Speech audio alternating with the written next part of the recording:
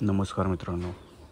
तर एका आपल्या बांधवाने कमेंट केली होती की तुम्ही जे काय शेळीपालनचं शेड केले तर तुमच्या जे काही एवढ्या शेळ्या असतील तर त्यांना याच्याबद्दल वैरणीचं नियोजन पाहिजे होतं की चारा वगैरे कसा केलेला आहे.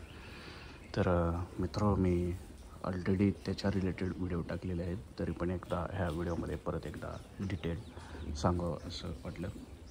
तर ह्या व्हिडिओमध्ये अनेक बांधवांना असा प्रश्न आहे की शेडची साईज वगैरे काय आहे. तर हे जर शेड बघितलं तर लांबीला जवळपास 120 फूट आहे आणि रुंदी जर बघितली ह्या शेडची तर ही आहे 90 फूट. तर सफिशियंट स्पेस आहे याच्यामध्ये. आणि प्रत्येक कप्प्यामध्ये जर शेळ्यांना बघितलं तर त्यांना चाराही खाता येतो आणि जो काही हे आहे अंतर त्याच्यामध्ये त्यांना व्यवस्थित चालता येत आहे, म्हणजे एकदम अशी दाटीवाटी होत नाही. तर हे बंदिस्त आणि निमबंदिस्त झाल्यासारखं झालं, म्हणजे याच्यामध्ये शेळ्या आरामशीर फिरू वगैरे शकतात.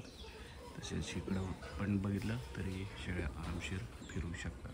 त्यामुळे तुम्ही शेडसाठी जेवढा जागा द्याल तेवढा शेळ्यांसाठी व्यवस्थित राहते, कारण शेळ्यांची ते हालचाल वगैरे व्यवस्थित होते आणि चारा वगैरे ते व्यवस्थित खाते आणि व्यवस्थित त्यांचं परत गुणवत्ता वाढून विक्रीसाठी हे मार्केटमध्ये चांगलं डिमांड येते. दुसरा राहिला प्रश्न की चाऱ्याचा. तर इकडच्या साईडला तुम्हाला काही अशा मोठ्या पिशव्या भरलेल्या दिसतील, तर हा आहे भुसा किंवा शेतातील जे काही कुट्टे असते, कडबा असते ज्वारी झाल्यावर, तर तो सर्व सुका चारा आम्ही इकडे आणून ठेवतो. तसेच इकडच्या साईडलाही तुम्हाला दिसेल की तिथं आम्ही हे केलेलं आहे, म्हणजे मुरघास होता तो. तर तोही जो काही हिरवा मका आहे तर त्याचा तो मुरघास बनवलेला आहे. आणि मित्र त्याच्यासोबतच आपण हे केलेलं आहे, म्हणजे 20 गुंठ्यामध्ये शेवरी लावलेली आहे. तसेच 20 गुंठ्यामध्ये एक कायमस्वरूपी हिरवा चारा असतो आणि त्याच्यासोबतच एक मेथी घास, हिरव्या टाईपचं गवत, अशा प्रकारचे नियोजन केलेलं आहे. म्हणजे शेळ्यांना दिवसातून एकदा सुका चारा देणं आवश्यक आहे, त्याचबरोबर हिरवाही चारा देणं आवश्यक आहे. त्याचसोबत तुमच्याकडे हरभरा किंवा हे ते ज्याचं काय बुसकट असेल ज्याच्यातून शेळ्यांना प्रथिनं वगैरे मिळले जाते तेही देणं गरजेचं आहे. तसेच हे जे काही बोकडं वगैरे बसलेले दिसत आहेत त्यांच्यासाठी आम्ही मका, गहू आणि थोडीशी पेंड वगैरे जे काही आहे त्याचंही हे देतो एक डोस. तर काही बोकड्यांसाठी स्पेशल ट्रीटमेंट असते, तर इतर शेळ्यांसाठी तर हे कॉमन आहे, कारण याच्यातून त्यांना व्यवस्थित पाहिजे ते बॉडीला प्रथिनं वगैरे मिळतात. नाहीतर ते कुपोषित होऊन ज्यावेळेस शेळ्या वगैरे येतात त्यावेळेस मग त्यांच्या पिल्लांना व्यवस्थित हे मिळत नाही आणि ते मग एकतर एका शेळीला एकच पिल्लू होतं किंवा 2 पिल्लं होतात, किंवा समजा 3 पिल्ले झाले तर काही पिल्ले मरतुकडे होतात किंवा मरतात पण. आणि ज्यावेळेस एखादी शेळी येते आणि जर तिचं सर्वच पिल्ले मरतात किंवा एखादा जरी पिल्लू मेला ना तरी तुमचा इनडायरेक्टली खूप मोठा लॉस होतो. म्हणजे ऑलरेडी त्या पिल्लाचे 10-12 हजाराचं प्रॉफिट वरनं त्या शेळीला फुकटमध्ये सांभाळायचं आणि नेक्स्ट टाईम आणखी काय होईल हे सांगता येत नाही. त्यामुळे सुरुवातीपासूनच शेळ्यांच्या आरोग्यावर लक्ष देणं खूप गरजेचं आहे, नाहीतर ह्या गोष्टी आहेत त्या तुम्हाला म्हणजे कळणार नाहीत, तोट्यामध्ये जातात. त्यामुळे शेळ्यांना पाहिजे ते व्यवस्थित राईट टाईमला राईट देणं गरजेचं आहे. आता दुसरा प्रश्न राहिला की हे बोकडं वगैरे आहे ते केव्हा कशी विकली जातात. तर ॲटलिस्ट आम्ही 3 ते 4 महिने, 4 महिन्याच्या खाली एक पिल्लू विकत नाही. एका पिल्लाचं वजन जवळपास 25 किलोच्या वर जात नाही तोवरही आम्ही विकत नाही. आणि साधारणतः इथून शेडमधून आम्ही 400-450 रुपये किलोने डिरेक्टली देतो. आणि हे जे आहेत सर्व पिल्लं ते आहेत लांब मानाचे, जे बिटल टाईपचे आहेत. तर याला डिमांड आहे मार्केटमध्ये आणि खूप महाग जातात. त्यामुळे ॲटलिस्ट 25 किलो होईपर्यंत आम्ही विकत नाही, म्हणजे मिनिमम तेवढा क्रायटेरिया लावलेला आहे. तर व्यापारीच इथे येऊन घेऊन जातात किंवा आमच्याच तिकडे एक मोंडीमचा बाजार आहे किंवा दुसरीकडे जर तसं काय वाटलं तर घेऊन जातात. पण मोस्टली खूप सारे इकडेच येतात, घरी येतात आणि तिथून घेऊन जातात. त्यामुळे ॲक्च्युली तर तुटवडा पडल्यासारखं होतं, म्हणजे इथे डिमांड आणि सप्लायचा तर कधी काही इश्यूज येत नाही. आणि इकडे सदाकदा ह्या शेळीपालनाला मार्केटमध्ये डिमांडच आहे.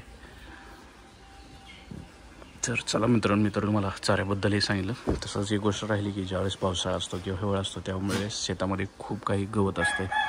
तर त्यावेळेस आम्ही तेही यूज करणं म्हणजे रोज गवताचा गाडा वगैरे शेळ्यांसाठी असतोच.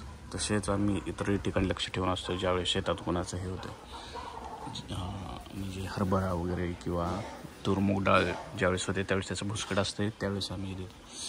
आणि तुम्हाला ते खूप स्वस्तात मिळेल. तुम्ही 2-3 हजार रुपये दिला तर शेतकरी काय करतात की ते शेतात जाळून टाकण्याऐवजी असंच त्यांना पैसे मिळते म्हणून देतात. तर 1-2 ट्रॅक्टरच्या ट्रॉल्या जरी भरून आणल्या तरी तुम्हाला त्याचं काही इश्यू नाही आणि सर्व काही फायदेशीरच राहील. तर मित्रांनो, मी आता या व्हिडिओमध्ये चाऱ्याबद्दलही सांगितलं, थोडंसं बोकडांविषयी सांगितलं, आम्ही कधी विकतो, कसे विकतो आणि काय आहे हे नियोजन. तर तुम्हाला हे व्हिडिओ वगैरे लाईक झाला असेल मित्रांनो तर चॅनलला शेअर, लाईक, सबस्क्राईब करा. आणि ही मी सांगतो की आम्ही शेळ्यांची काळजी वगैरे कसं घेतो किंवा त्यांचा आहार वगैरे.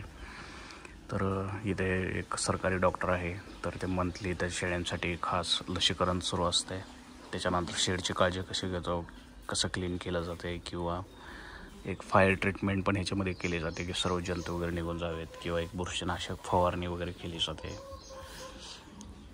किंवा ते शेडला पडदे वगैरे लावलेले आहेत किंवा ते जे काही स्ट्रक्चर आहे ते कसं केलं आहे. तर सर्व माहिती असणारे व्हिडिओ आपण इथे चॅनलवर टाकत असतो.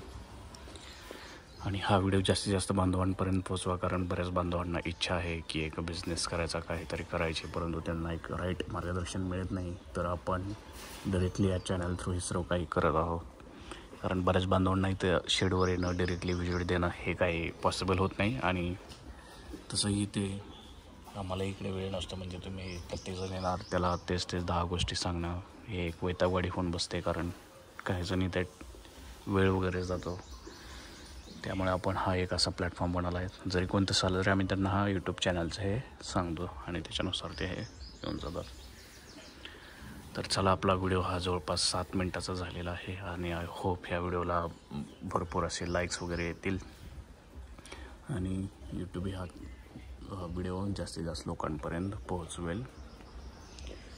तर तुमच्या ज्या काही शंका असतील किंवा हे असतील डाऊट्स किंवा काय विचारायचं असेल किंवा तुमच्याकडे शेड वगैरे असेल, तुम्ही काय नियोजन करताय, काय प्रॉब्लेम आले किंवा प्रॉफिट किंवा तुम्हाला ह्या शेडमध्ये काही तरतुदी वगैरे काही सांगायचं असेल तर कमेंटमध्ये नक्की सांगा.